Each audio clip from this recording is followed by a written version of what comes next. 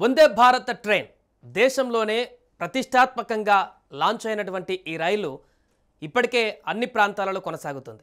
అయితే తాజాగా ఒక కుక్క ఢీకొనడం కారణంగా వందే భారత్ రైలు ఆగిపోయినటువంటి ఘటన ఒక్కసారిగా వైరల్గా మారింది.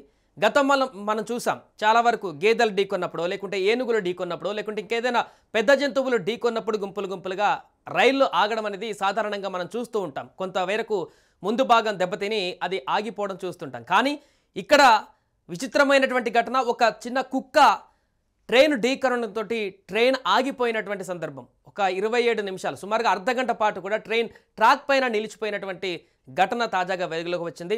విజయవాడ నుంచి చెన్నై వెళ్తున్నటువంటి వందే భారత్ ఎక్స్ప్రెస్ రైలు 20678 నెంబర్తో కలిగినటువంటి ఈ రైలు బాపట్ల జిల్లా చీరాల రైల్వే స్టేషన్ వద్దకు ఆదివారం సాయంత్రం రావడంతో ఆ ప్రాంతంలో ప్రయాణిస్తున్నటువంటి సందర్భంలో ఒక కుక్కను ఢీకొనడంతో దగ్గరగా 20 నిమిషాలకు పైబడి ఈ ట్రైన్ అక్కడ నిలిచిపోయింది. ఇక ప్రత్యక్ష సాక్షులు, రైల్వే సిబ్బంది అందించినటువంటి సమాచారం మేరకు రైలు చీరాల స్టేషన్ వద్ద కుక్కను ఢీకొనడంతో ప్రెజర్ బాక్స్ను బలంగా తాకినట్టుగా తెలుస్తుంది. దీంతోనే దీనికి సంబంధించినటువంటి ఒక నట్టు కూడా దెబ్బతింది.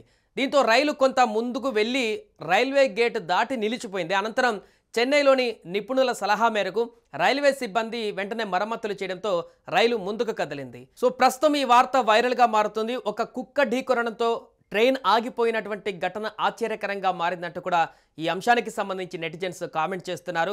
గతంలో గేదెలు ఢీకొనే అనేక సందర్భాలలో వందే భారత్ ట్రైన్ ఆగిపోయినటువంటి దృశ్యాలు, అదేవిధంగా ట్రైన్ ముందు భాగం దెబ్బతిన్నటువంటి ఘటనలను మనం చూసాం. కానీ ఇప్పుడు తాజాగా ట్రైన్కి ఎలాంటి డ్యామేజ్ కాలేదు, ముందు భాగం దెబ్బతినలేదు. కానీ కుక్క ఢీకొనడం కారణంగా ఇంజిన్ కింద భాగంలో ఉన్నటువంటి బ్రేక్ సంబంధించినటువంటి ఎక్విప్మెంట్లో కొంత దెబ్బతినడంతో ఆ బ్రేక్ పట్టుకోవడంతో దాన్ని మరమ్మతుల కోసం కాసేపు ఆపి దాన్ని సెట్ చేసిన తర్వాత ముందుకు వెళ్ళినటువంటి ఘటన మనకు కనిపించింది. దీంతో ఒక కుక్క ఢీకొనడం వల్ల కూడా ట్రైన్ ఆగిపోతుందా అనేటువంటి ప్రశ్నలు ఇప్పుడు ఉత్పన్నమవుతున్నాయి.